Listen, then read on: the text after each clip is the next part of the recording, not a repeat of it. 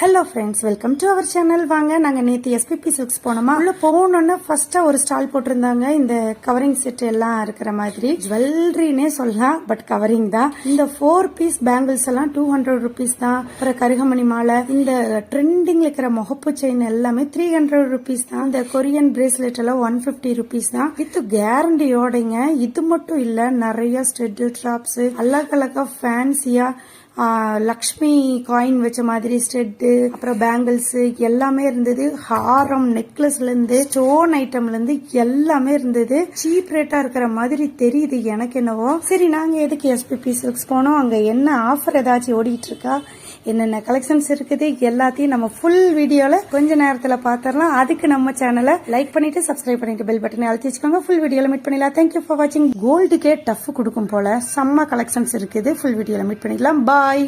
Thank you for வாட்சிங்.